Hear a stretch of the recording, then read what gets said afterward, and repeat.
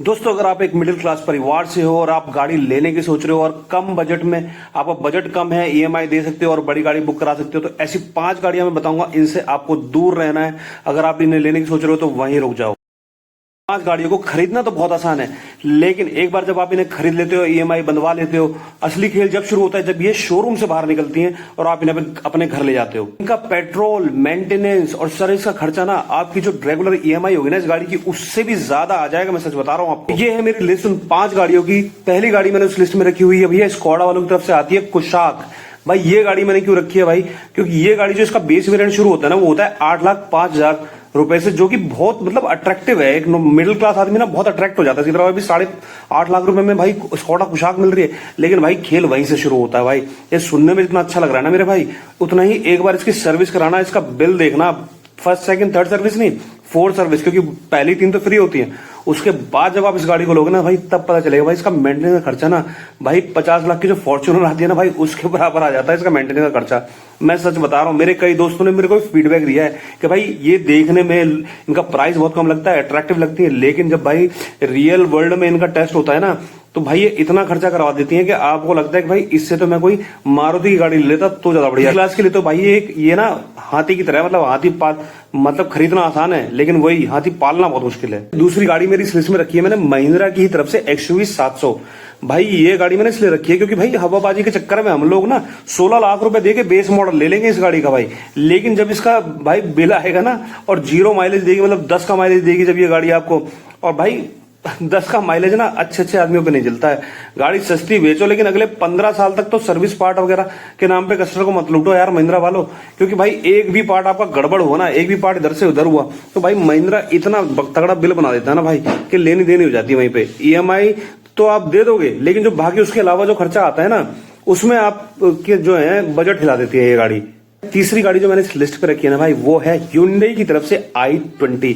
भाई आप शॉक हो गए होंगे, i20 रख दी, लेकिन भाई i20 ना एक लग्जरी प्रीमियम हैचबैक है। अगर मिडिल क्लास अगर आप लोग हो और 50-60 हजार रुपए की सैलरी है ना, तो भाई इस गाड़ी को ले रहे हो तो ये मान के चलना 8 से 10 हजार की सर्विस आपकी आएगी ही आएगी। और गलती से कोई पार्ट गड़बड़ हो गया ना इसमें, तो भाई ये लगा लो पार्ट के अलग पैसे, तो ये लगा लो सर्विस जाएगी सीधे 15-16 हजार के लपेट में आपकी।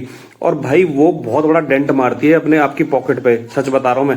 और बाकी अगर वैसे कुछ गड़बड़ होता है गाड़ी में, गड्ढे वड्ढे में चल जाती है ये सब चीजों में, और कुछ हो जाए इंजन विंजन में, तो वो अलग ही इस गाड़ी में भाई आप ले तो लोगे, लेकिन जो एवरेज निकालेगी ना पेट्रोल पे ये, वो भी कुछ खास नहीं निकालेगी भाई। 8 से 10 मैक्सिमम 12 निकाल के देगी पेट्रोल पे, उससे ज्यादा एवरेज भी नहीं निकाल के देगी आपको। सीएनजी ऑप्शन इसमें आता नहीं है, सीएनजी आता तो भाई फिर तो ये कहते हैं कि भाई चलो जेब पे इतनी भारी नहीं पड़ रही, लेकिन सीएनजी नहीं आता, इस वजह से और दिक्कत है इस गाड़ी में। तो सोच समझ के भाई इस गाड़ी को भी सोच समझ के ऑप्ट करना। भाई चौथी गाड़ी मैंने इस लिस्ट में रखी है ना भाई, वो है MG वालों की हेक्टर।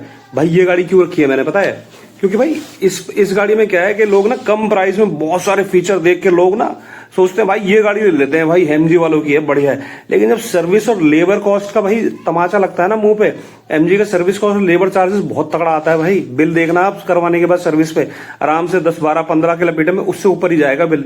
हाँ ज्यादा पैसे हैं और सोच रहे हो क्या ज्यादा पैसे हैं खर्च कर सकते हैं तो भाई ले लो, कोई दिक्कत नहीं। बट अगर आप मिडिल क्लास हो तो 2 बार सोचना इस गाड़ी को लेने से पहले भी, क्योंकि भाई ये जेब पे बहुत भारी पड़ती है और रीसेल वैल्यू इसकी है 0। भाई 2 साल बाद बेचने जाओगे आधी कीमत भी नहीं मिलेगी इस गाड़ी की, मैं ये बता रहा हूँ आपको।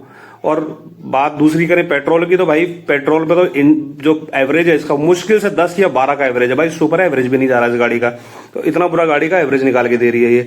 तो भाई अगर मिडिल क्लास सोच रहे हो, बजट में सोच रहे हो कि भाई सब कुछ बढ़िया चले, गाड़ी में टसन भी हो, हवाबाजी हो, तो भाई इस गाड़ी से दूर रहो। हवाबाजी करनी है दूसरी गाड़ियां ले लो यार, अपने लोगों के पास बहुत गाड़ियां बजट में भाई, हम लोग बहुत गाड़ियां परचेज कर सकते हैं, बहुत अच्छी गाड़ियां निकाल रखी है मारुति ने, टाटा ने, हम उन पे ऑप्ट कर सकते हैं। लास्ट गाड़ी ना 5वीं इस लिस्ट पे वो रखी है मैंने महिंद्रा की स्कॉर्पियो N।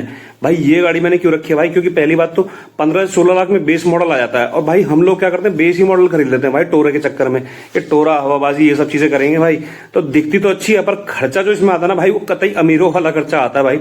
क्योंकि फ्यूल बिल जो इसका आता है ना हर बार डीजल का, भाई 15,000 रुपए तो मान लो आप महीने का, इसका 15,000 रुपए का खर्चा है अगर आप इसमें डीजल लगा के चलाते हो। 10-12 से ऊपर का एवरेज ये भी नहीं देती भाई, टोरा पूरा देती है। पेट्रोल में ले लो या डीजल में ले लो, 10-12 से ऊपर का एवरेज इसका है नहीं। जिस हिसाब से भारी है, जिस हिसाब से इसके टायर वगैरह इंजन विंजन है, उस हिसाब से जो इसका मेंटेनेंस है ना, XUV 700 का भाई स्कॉर्पियो N और XUV 700 दोनों बराबर ही आता है लगभग। इनका सर्विस मेंटेनेंस ले लो, कुछ भी ले लो, सब बढ़ के ही है भाई। मिडिल क्लास के लिए तो वार्निंग है भाई, स्टेटस के चक्कर में ये गाड़ी आप लोगे ना, आपकी सेविंग खत्म हो जाएगी। मान लो आपने 1-2 लाख रुपए अलग बचा के रखे होंगे, या तो आप पेट्रोल पे लगा दोगे वो, या फिर आप लगा दोगे सर्विस पे या मेंटेनेंस के इन गाड़ियों की। तो इन गाड़ियों से इस लिहाज में थोड़ा सा दूर रहना। बाकी बहुत सारी गाड़ियां हैं, बहुत सारे ऑप्शन है अपन लोगों के पास बजट में, वो आप ले सकते हो, वो आपकी जेब पे भारी नहीं पड़ेंगे। और कहीं जाते हुए फैमिली के आगे कभी आप सोचोगे भी नहीं कि यार इतने का डीजल डल गया, इतने का पेट्रोल डल गया, ये दिक्कत भी नहीं आने वाली यार। हमें वो गाड़ी लेनी चाहिए यार जो अपने लिए ठीक हो यार। क्यों टोरा दिखाना है, क्यों हवाबाजी करनी है यार। गाड़ी वैसे कम्यूट के लिए होती है, एक जगह से दूसरी जगह ले जाने के लिए, सेफ्टी के हिसाब से। उस हिसाब से बहुत सारी गाड़ियां हैं अपन लोगों के पास यार, हम वो गाड़ियां ले सकते हैं। तो भाई अगर वीडियो आपको 5% भी अच्छी लगी हो ना, तो please like share and subscribe कर देना यार। Thank you.